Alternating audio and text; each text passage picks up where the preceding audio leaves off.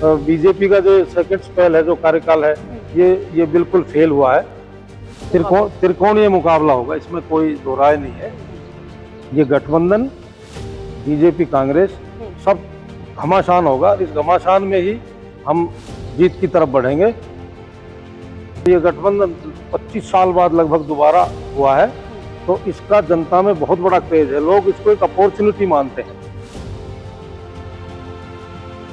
जिस भी पढ़े लिखे नौजवान को रोजगार मिलने में अगर तो देरी होगी तो उनको 21,000 रुपये रोज बेरोजगारी भत्ता दिया जाएगा। माय हिंदी की चुनावी चर्चा में आज मेरे साथ पृथला विधानसभा क्षेत्र से इनेलो बसपा के सुरेंद्र वशिष्ठ मौजूद हैं। इनसे चुनावी चर्चा में आज हम जुड़े हुए हैं। सर, सबसे पहले माय हिंदी पर आपका स्वागत है। मैं आपके चैनल के माध्यम से सभी दर्शकों को नमस्कार करता हूं और आप सभी का बहुत शुक्रिया, आपने मेरे यहाँ मेरा इंटरव्यू लेने की जो मेहरबानी की। जी सर, सबसे पहला सवाल ये है कि अभी हाल ही में इनेलो और बसपा का गठबंधन हुआ है, कितना मजबूत मानते हैं? क्या ये आखिरी का गठबंधन चलेगा? हाँ, ये बिल्कुल निश्चित तौर पे ये गठबंधन हरियाणा में सरकार बनाने का काम करेगा।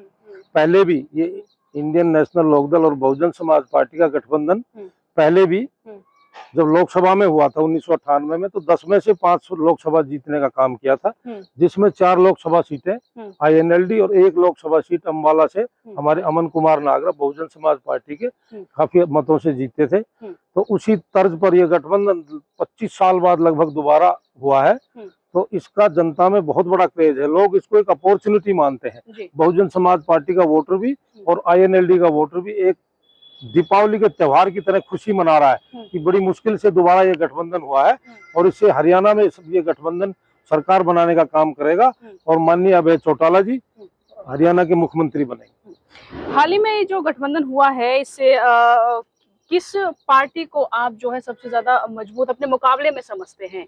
क्योंकि जो बीजेपी वाले हैं वो कहते हैं कि इनेलो बसपा गठबंधन से ही हमारा मुकाबला हो सकता है। आप किसे मानते हैं? त्रिकोणीय मुकाबला होगा, इसमें कोई दो राय नहीं है। ये गठबंधन बीजेपी कांग्रेस सब घमासान होगा। इस घमासान में ही हम जीत की तरफ बढ़ेंगे और ये गठबंधन निश्चित तौर पर सरकार बनाने का काम करेगा जनता में।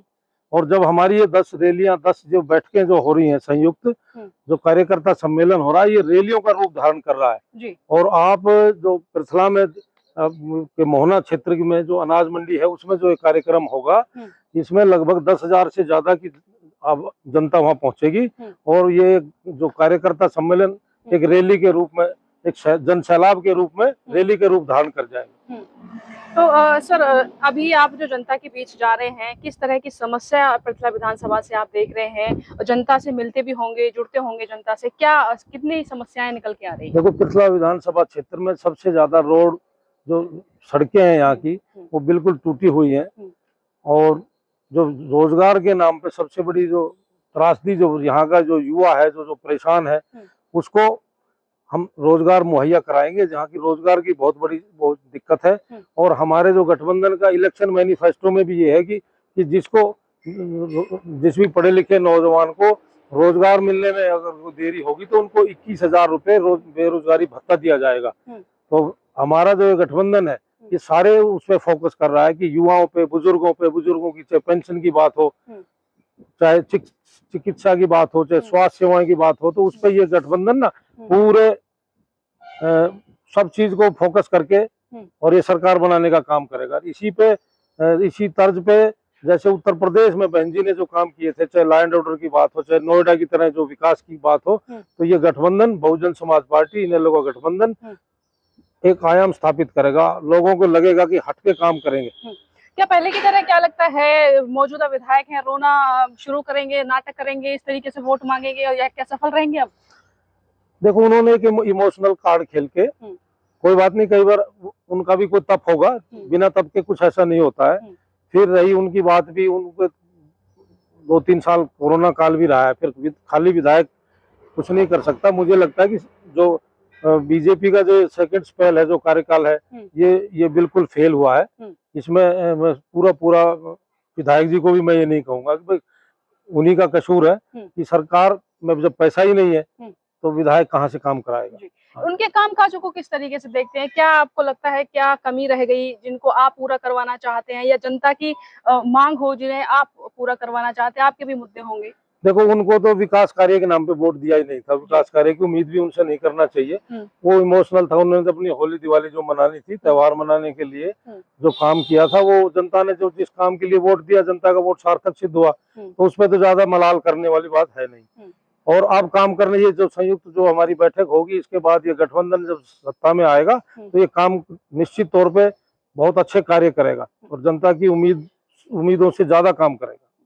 आखिरी सवाल, क्या अपील करना चाहेंगे आप जनता से इस बार? मैं जनता से अपील करना चाहूंगा कि जैसे 1998 में आप लोगों ने ओम प्रकाश चौटाला को और गठबंधन को जो अपनाया था, उसी तरह भाई अब की बार दोबारा 25 साल बाद ये मौका मिला है, ये एक अपॉर्चुनिटी है। इसको आप बिल्कुल अपने मन से, तन से, धन से सींच कर और इस गठबंधन को सहयोग करें, ताकि हरियाणा में एक अलग से काम करने वाली सरकार बने। दलित के काम, कमेरे वर्ग के काम, किसानों के काम, मतलब ये एक अलग से ही लोगों के काम करेगी और सब लोगों को इस पे खरा उतरना चाहिए। मेरा जनता से यही अपील। तो ये इनेलो और बसपा के से सुरेंद्र वशिष्ठ मेरे साथ आज चुनावी चर्चा में जुड़े, जिनके तमाम मुद्दे हमने जाने, जो पृथला विधानसभा से तमाम मुद्दों को लेकर जनता के बीच उतर रहे हैं।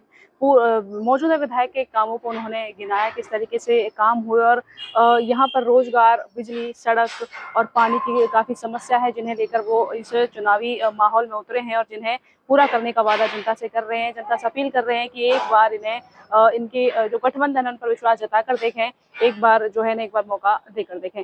ऐसी ही चुनावी चर्चाओं के साथ बने रहें माय हिंदी के साथ।